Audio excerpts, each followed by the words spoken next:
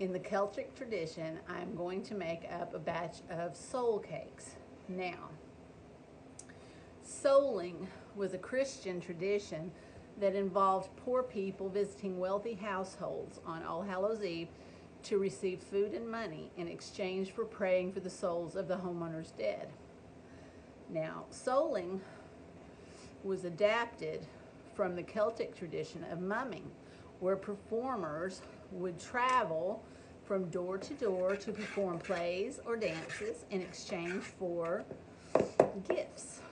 Souling was popular in the British Isles for many centuries. The activities involved singing songs and performing other acts of entertainment. Wealthy households would give alms and treats in the form of soul cakes, which were small baked cakes similar to scones. Souling eventually became favored by children rather than adults, and the practice evolved into trick-or-treating when the Celtic descendants transitioned to the United States. Just like instead of carving pumpkins for jack-o'-lanterns, they originally carved giant turnips or rutabagas in Scotland. So let's get started. I've already measured out my flour. Now, the recipe calls for, what was it? It calls for 2.5 cups of self-rising flour.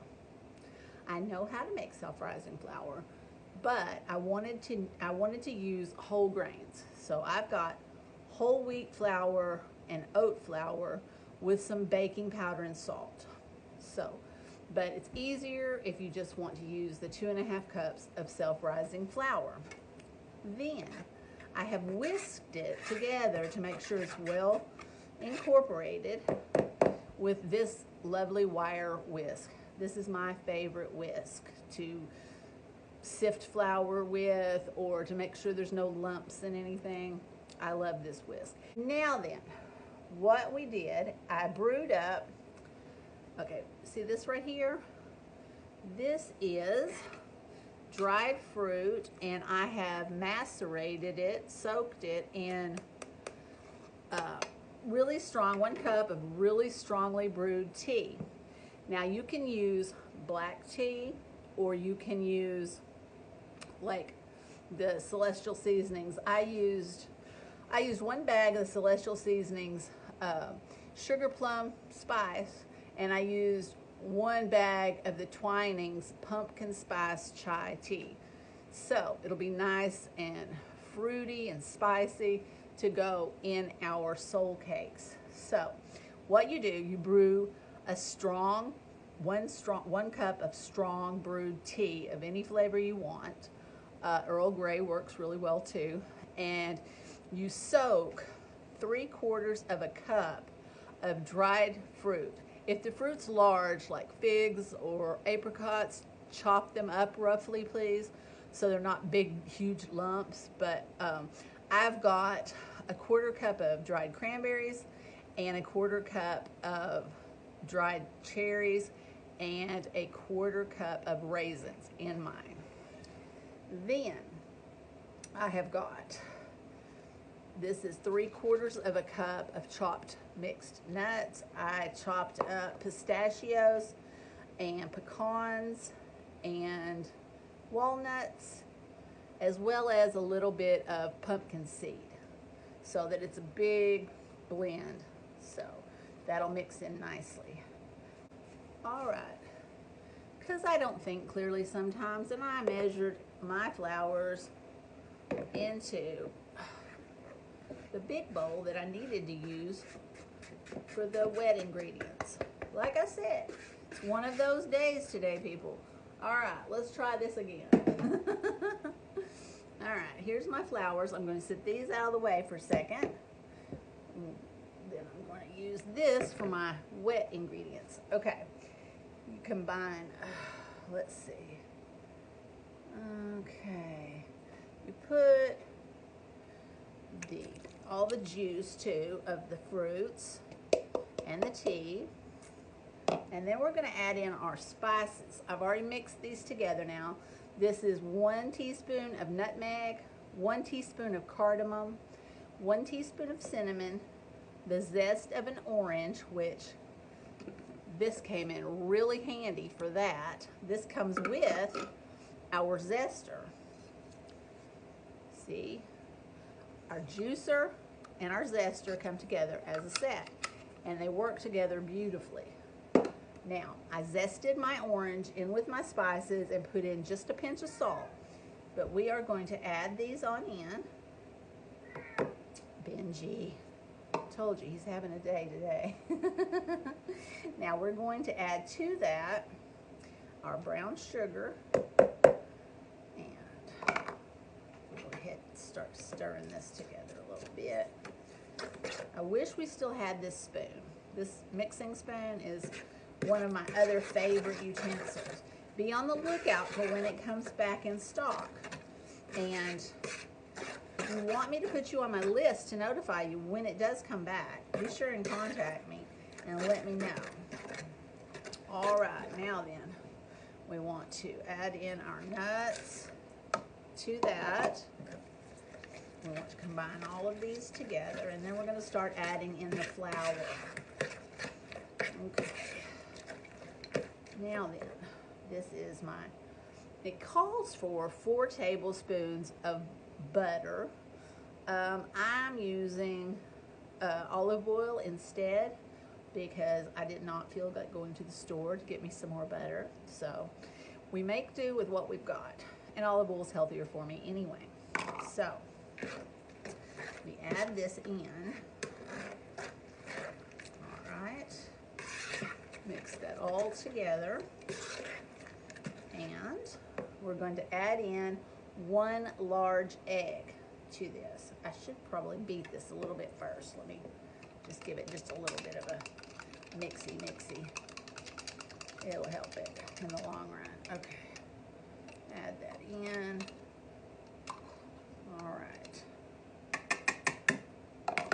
then.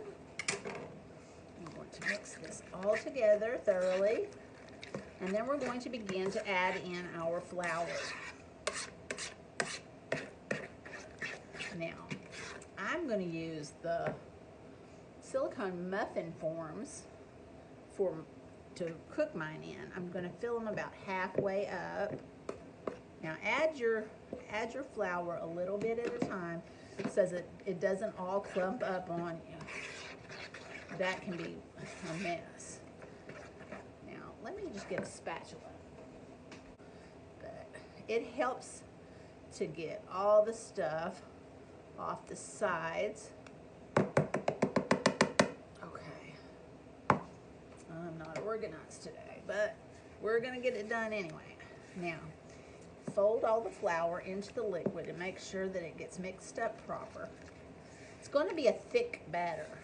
Once it is complete, it's going to be really thick, but we want to add it a little bit at a time so that we don't end up with pockets of dry flour in the midst of our little cakes. So I'm going to do about 1/3 at a time, something like that. Okay. Now then. Now, once I get this all mixed up together, I will post the recipe with the video on the site so that you'll be able to make these yourself if you want to. They're great all the way through the holidays, actually. They're like small fruit nut cakes. Benji, if you do not settle yourself down, forgive my cat. He feels like he's being neglected right now. He is very spoiled. Alrighty then, one more go, and I think we'll have it.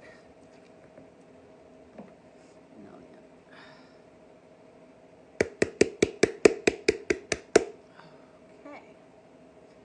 Now then, get this flour incorporated, and then we will put them in the little muffin forms. As soon as I get them mixed, and I'm going to use our scoops so that all of them will be the same size. I like that. I am going to use the big one. Let's see. All right, these are wonderful. They come in 3 sizes. They're great for scooping your batter into muffin pans. They're great for portioning out cookies or meatballs or anything like that that you need. I can't even think of things right now, but there's so many uses for anything that you're going to want in a ball, or even in a ball that you can flatten into a certain size patty. That is the way to go. Now, scrape it off even, and we're going to place them one in each. Whoops, get in there. I don't want to get my hands in this mess. I cut myself, like I said, I've had one of those days. I cut my thumb zesting the orange a while ago. So, I'm going to try my best not to get anything in it. All right. I'm hoping this makes exactly 12. That will make me happy. I have 2 of the muffin forms. Let's see here. Get this off. And these are great for breakfast as well, because, you know, fruit and nuts. Okay. Come on now. There we go. So, do any of you guys have Halloween plans this evening? Or are you going to stay in out of the craziness? I know that sometimes it can get a little much. There are some people in the world that are still mean. So, you might want to have your children in before dark. I miss when I was a kid. When I was a kid, Halloween was magical. We could roam the streets in our costumes, going house to house for candy. We never really had to worry. Yes, one of my parents always went behind me, following me to make sure I was okay, but it felt like a night of freedom. And I think kids nowadays are missing out on that. Especially in the back when it was still cold, or cool at least, on Halloween. Now it seems like everything, it's just hot as fire. Nobody can even afford to be in a sweltering costume without sweating. So, all right, we're gonna have a little bit more. So I may go back and refill some of them with just a little more, just so I don't have to do another batch that's just only a partial batch. But I'm going to put these in a 350 oven for, let me see, what time was that? I'm sorry, I'm spacey today, folks. Okay, we're going to cook it in a 350 oven for around 45 minutes until a toothpick comes out clean. That's right around 45 to 50 minutes, because they're not that thick. And then I will be back and show you the results. Talk to you soon. Hang in there.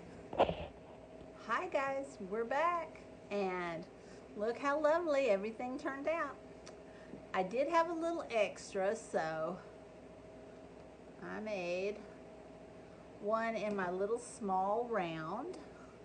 And you see right here, it's a little X.